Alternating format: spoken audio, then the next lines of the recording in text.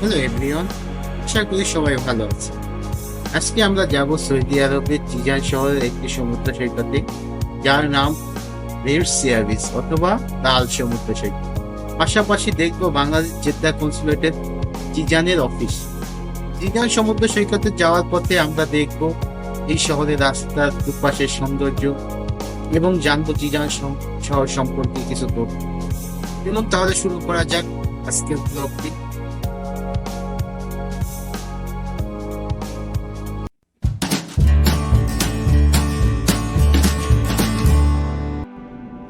আমি মূলত জিজান শহর থেকে একটু বাহিরের দিকে থাকি। আমার এখান থেকে মূল শহরে যেতে মোটামুটি 1 থেকে 1.5 ঘন্টার মতো সময় লাগে। তাই আমরা দুপুর 2টার দিকে বাসা থেকে বের হই।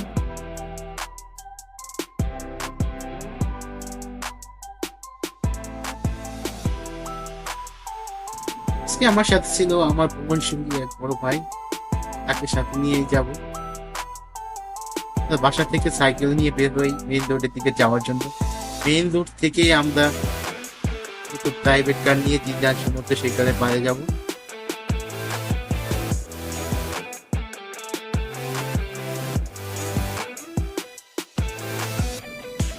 মেইন রোডে যাওয়ার জন্য আমরা রওনা দিই। মেইন রোডে যেতে আমাদের সামনে একটা গ্রাম পড়ে, ওই গ্রামটা অতিক্রম করে আমরা মেইন রোডের দিকে যাওয়ার চেষ্টা করি। গ্রামের দৃশ্যটি আপনারা দেখলেন। মোটামুটি চলে আসছি মেইন রোডের দিকে। বাসা থেকে মেইন রোডে আসতে আমাদের সাইকেল নিয়ে মোটামুটি 10 মিনিটের মতো সময় লাগে।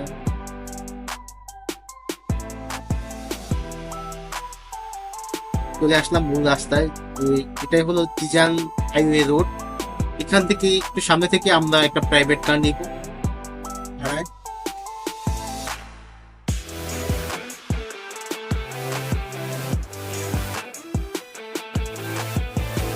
সৌদি আরবের প্রত্যেকটা রাস্তা অনেক সুন্দর করে সাজানো।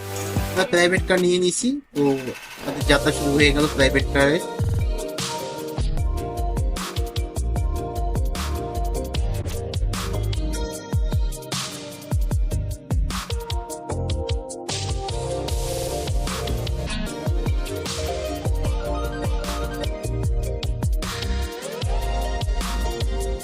হ্যাঁ বন্ধুরা, চলুন আমরা এখন জেনে নিই যেতে যেতে জিজান শহর সম্পর্কে কিছু তথ্য।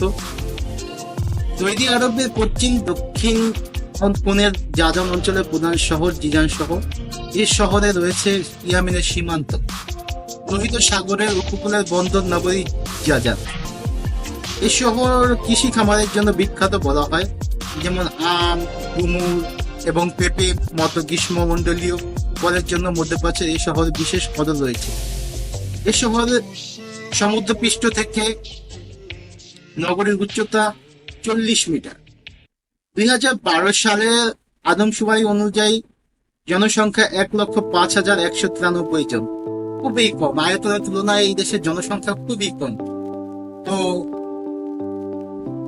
মূলত এই শহরে আরেকটি বৈশিষ্ট্য হলো এটি মধ্যপ্রাচ্যে আরেকটি দেশ ইয়েমেন, যার বর্ডারের কাছাকাছি এই অঞ্চলটি অবস্থিত। চলুন আমরা যেতে থাকি আর সৌদি আরবের রাস্তার দুই পাশের সৌন্দর্য উপভোগ করতে থাকি। খুব সুন্দরভাবে সাজানো গোছানো এবং খুব পরিষ্কার।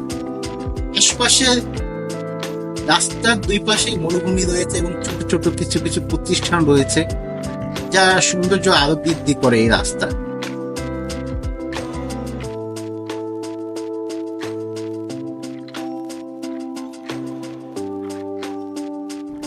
সৌদি আরবের আরেকটি বৈশিষ্ট্য হলো এই দেশের একটি ঐতিহ্য খেজুর গাছ, যা আপনি রাস্তার দুই পাশে মাঝে মাঝেই দেখতে পাবেন।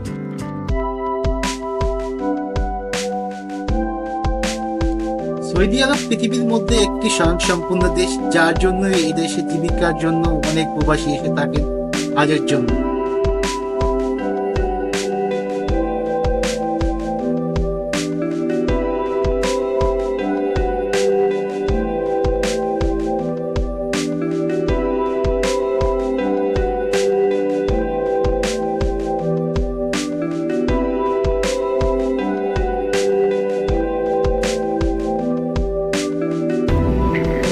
বাংলাদেশ সহ আমাদের পাশের দেশ ভারত, পাকিস্তান, নেপাল, ভুটান এসব দেশ থেকে প্রচুর প্রবাসী দেশে এসে থাকে। বিদেশে কাজের তাগিদে সবাই আসে। এখানকার আবহাওয়া এবং পরিবেশ সম্পূর্ণই আলাদা। তারপরও জীবিকার তাগিদে এখানে থাকতে হয় সবারই। সবাই যার যার কর্মে ব্যস্ত থাকে, কর্মব্যস্ততার মাঝে অতটা ঘোরাঘুরি সম্ভব হয় না। তো যারা ভ্রমণ প্রেমী তারা তার বাসায় বসে থাকতে পারে না, কিছুটা হলেও বের হওয়ার চেষ্টা করে, হয়তো ছুটির দিন হোক বা ছুটি নিয়ে হোক, এভাবে চেষ্টাও করে। তো সেই ক্ষেত্রে আমিও এখানে কাজের তাগিদেই থাকি।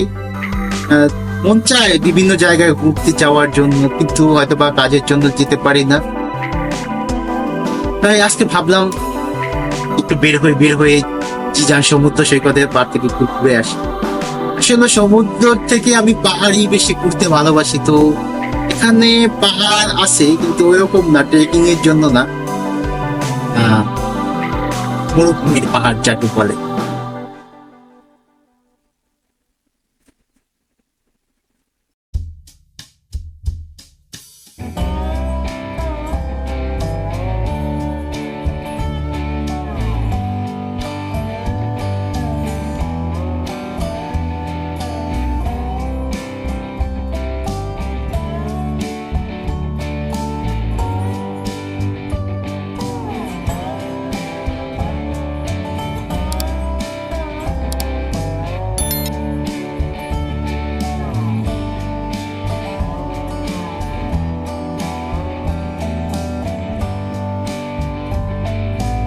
আজকে জিজান শহরে যাওয়ার আরেকটি মূল কারণ রয়েছে, সেটি হলো বাংলাদেশ জেদ্দা কনসুলেট, যেটা বাংলাদেশি প্রবাসীদের নিয়ে কাজ করে, সেই টিমটা আজকে জিজান শহরে আসবে।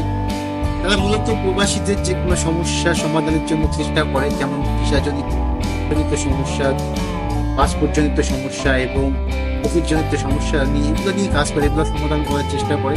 সেই টিমটা আজকে জিজান শহরে আসবে। প্রত্যেক 3 মাসে তারা একবার করে আসে 2 দিনের জন্য। এরকম করে প্রত্যেকটা শহরে 2 দিনের জন্য তারা যায়, প্রত্যেক সপ্তাহে একবার করে।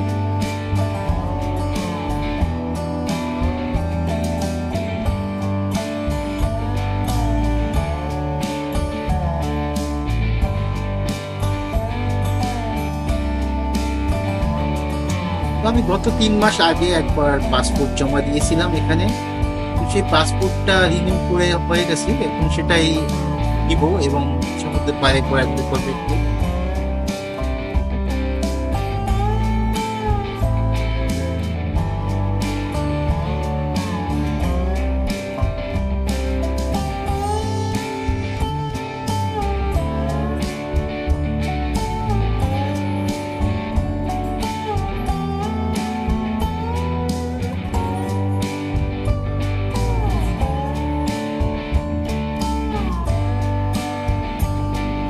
সৌদি আরবে মূলত যারা আমরা কাজের জন্য থাকি এখানে, তাদের ঘোরাঘুরি বা কোথাও বের হওয়ার সময় অতটা মিলে না কাজের কাজে। তারপরেও এখন থেকে চেষ্টা করবো ওখানকার যত সুন্দর জায়গাগুলো আছে এবং পছন্দের জায়গাগুলো আছে সেগুলো। আশা করি আপনারা সবাই আমাদের চ্যানেলটিকে সাবস্ক্রাইব করে পাশে থাকবেন এবং সৌদি আরবের সুন্দর সুন্দর জায়গাগুলো উপভোগ করবেন। আশা করি।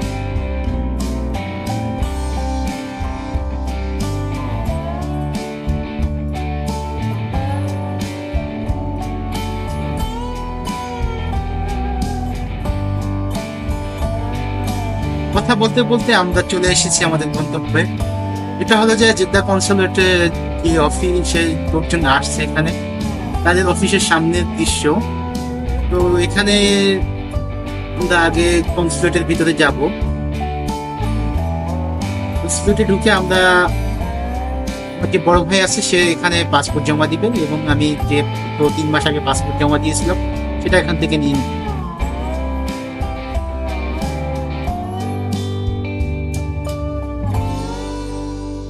এখানে যারা যারা নতুন আসে তারা ওই পাসপোর্ট জমা দিলে পাসপোর্টের ফটোকপি বা আপনার ফটোকপি এইসব ফটোকপি করা হয় এখানে। এখানে আমার বড় ভাই পাসপোর্টের ফটোকপি করে নিল, সে ফটোকপি করে আমরা 2জন মিলে ভিতরে চলে গেলাম। তো ভিতরে এখানে আপনার সোনালী ব্যাংকের অ্যাকাউন্ট খোলা হয়, বিভিন্ন ধরনের সার্ভিস দেওয়া হয়, যত ধরনের সার্ভিস প্রবাসীদের দরকার হয় সেগুলোই দেওয়া হয় এখান থেকে। বিভিন্ন ডেস্ক রয়েছে, অনেকগুলো ডেস্ক রয়েছে, সেই ডেস্কে এক একজনে এক একটা সমস্যা সমাধানের জন্য কাজ করে। তো আমি পাসপোর্ট নিয়ে তারপর সমুদ্রের দিকে এগিয়ে চললাম। এখানে সমুদ্রের পাশে প্রত্যেকটা জায়গায় সুন্দর করে গোছানো ভাবে পার্ক করে দেওয়া আছে। পার্কের মধ্যে যারা আসে ফ্যামিলি নিয়ে বসে থাকে, এরকম সব উপভোগ করে।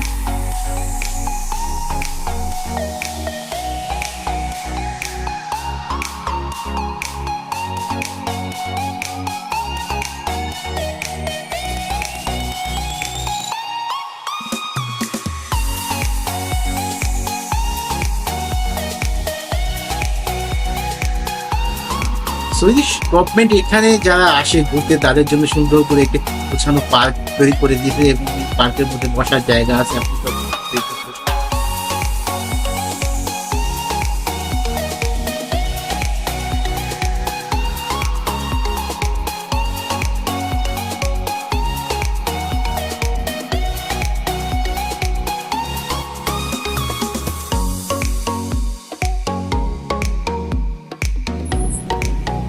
সৌদি আরবের সবচেয়ে বড় কোম্পানি আরামকো, যেটা সৌদি মালিকানাধীন রয়েছে, যে আরামকো কোম্পানি এখান থেকে তেলের সংশোধন করে।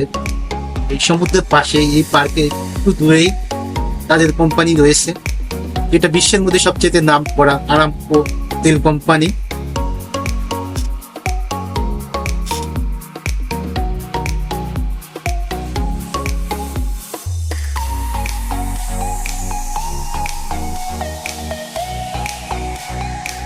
এখানে সমুদ্রের কিনারে দিয়ে পুরোটাই রেলিং করে দেওয়া, যাতে বাচ্চারা সমুদ্রের পাড়ে না চলে যেতে পারে, সমুদ্রের পানিতে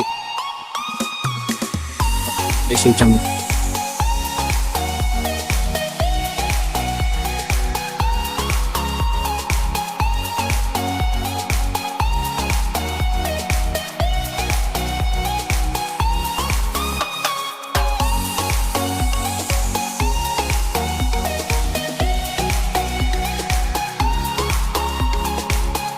সামনেই ওই যে দেখা যাচ্ছে, হয়তো হালকা বোঝা যাচ্ছে, ক্যামেরায় বোঝা যাচ্ছে কিনা জানি না সঠিকভাবে, যে ওখানেই আরামকোর যে তেলটা ওটা সংশোধন করা হয়।